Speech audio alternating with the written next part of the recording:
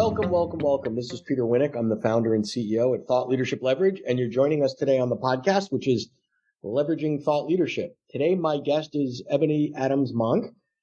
She is a writer, a thought leader, a culture lover, a wisdom keeper. I love that. And a call to inspire and guide leaders to lead deeply and live fully. So she started off life on the south side of Chicago, and she's embarked on a journey to explore the world and discover deep and mysterious truths. So that's sort of vague and intriguing. So let's just dive in. How are you today? I'm great. How are you? I'm good. So, Good. You've got writer, author, thought leader. Give us the short version of how you got here, because I'm always interested in the journey. Oh, the journey is always amazing. So, I could start with, be really etheric about how I started when I was born and all of these things. But the reality is that from an early age, my parents always pushed me to be excellent, right? This whole journey of excellence. Mm-hmm. And what that meant for me was I've always had an open mind. They introduced me to a lot of different concepts in Chicago, everything from Black history to really encouraging me to study. I was really good with sciences and math. And so they pushed me into engineering, even though neither of them, that's not their, careers of choice. My mother was a teacher and a principal in a school in Chicago, and my father was a firefighter and a lieutenant in the fire department. So I was really blazing trails even before I really realized it. And what happened over a period of time, particularly as I got into college and after college, is I really began to be curious about who I was as an African-American woman living on the south side of Chicago. And I was always very curious about my genealogy and my family. Where did people come from and what were their lives like? And I started to learn different things. And then I started to go back even further. And that took me into this journey of being really curious about Africa and African culture. And over time, that curiosity expanded into just being curious about all kinds of cultures, particularly. So stay there for a moment, because there's this common trait, for lack of a better term, that I see across lots and lots of, I would say most thought leaders. And it's somewhere between, or some blend of curiosity and this lifelong learning piece, right? Mm-hmm. And some people are more curious than others. And some people, you expose them to something new and they go down this rabbit hole and they can't get out, right? Like in a good way.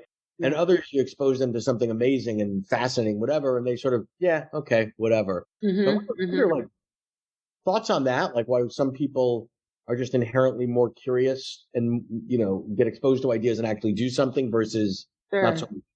Maybe it has something to do with the human spirit being sparked, right? And for me, like, I feel like everybody has something that brings them to life. For some people, it's boating or jogging, right? And for me, it just happens to be culture. It makes me feel alive. I feel happy just learning about different cultures and participating in, and whether it be song, whether it be dance, or just learning about how people live their lives, how they cook their food and why they do things the way that they do it, becomes very important for me. There is a part of indigenous culture, specifically, that is very much involved with this concept of being as good of a person as you can be and kind of stepping into your destiny or stepping into your power. And that always intrigued me. I always felt very much connected to the languaging of how a lot of indigenous cultures present that concept. So I purposely left out the most interesting sentence, or at least to me, on your bio, and I want to throw it at you and get you to respond to it. So it says, I learned to dance in the intersection of leadership, business, culture, and spirituality, where I inspire and teach others how to lead with integrity and purpose. So dancing at that so even just the word dance and leadership, business, culture, and spirituality, what does that look like when you're doing things in the business world? Oh, what a great question. So let me tell a little bit of a story so you can see how all this came together. I always say that I've lived two parallel lives that have really just that I made a decision to converge. And what happened was I kind of did the same thing that a lot of people do. I went to college, I got my degree, I came out, I got a job working in corporate America. Yep. Very quickly began to move into management positions and leadership roles and so on. So I was successful in that lane. I did what most people do. At the same time, I was living a life where I was studying culture, and I met a woman who became one of my very powerful teachers. In my book, there are really 4 teachers that I talk about. And one of those women was a woman from Brazil that I met, quote unquote, by chance in Chicago. She came there to teach about African culture and spirituality. And I developed a relationship with her, and I felt very much connected to that way of living. So I pursued that. I would go back and forth to Brazil, and I was incorporating all of the lessons that I was learning from her, from this community, from this philosophy into my life, and not just my personal life. So it wasn't just like I was sitting at home. Well, and that's where I want to go, because there's a lot of work on well-being, spirituality, et cetera, that clearly falls into the personal development category. Mm-hmm. And I'm fascinated, not that I'm not interested in that, but I'm totally fascinated with, well, how do you integrate that or introduce that, or how does it connect to what's going on in the business universe? So what I noticed that I started to do very naturally is I didn't separate.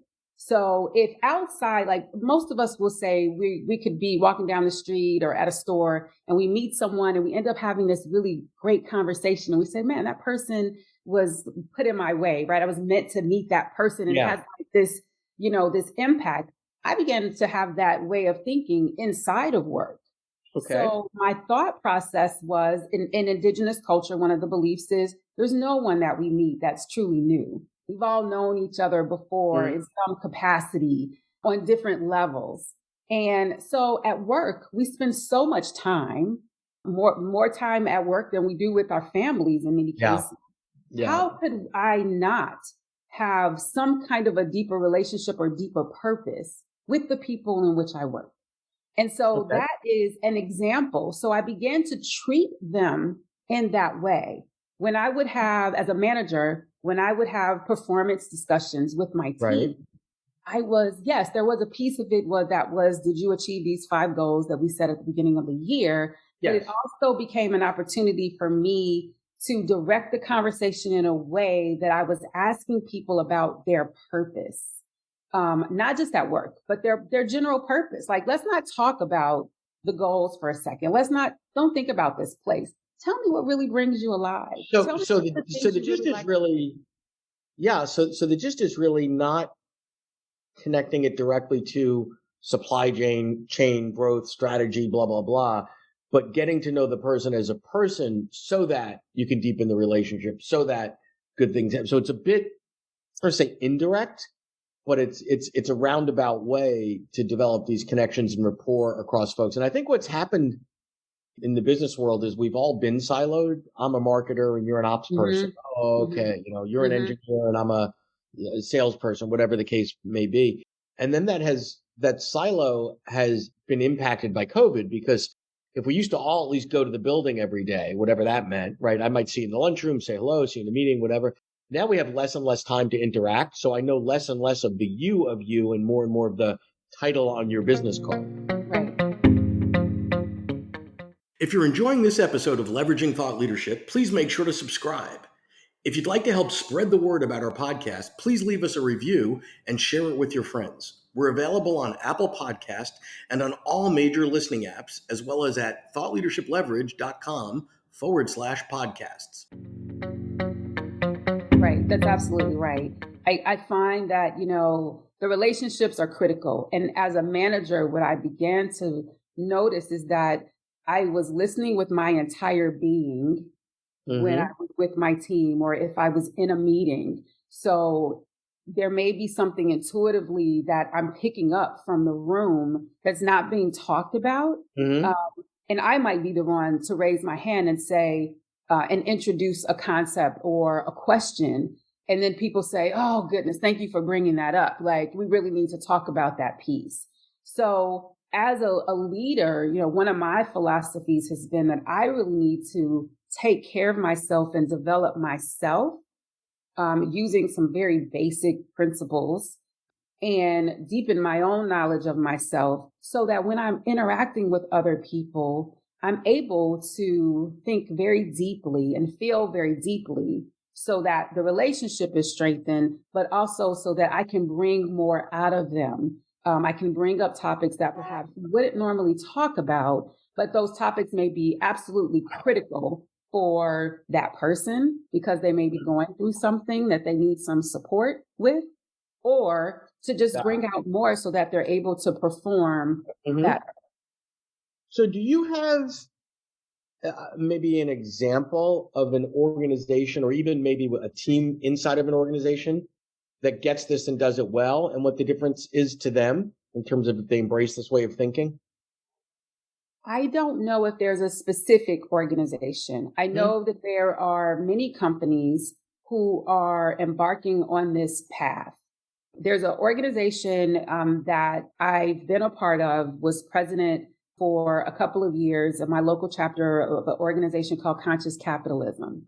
And that organization has many member companies who over the years have delved into different parts of kind of what I think about when I think about an evolved corporate community and what that looks like.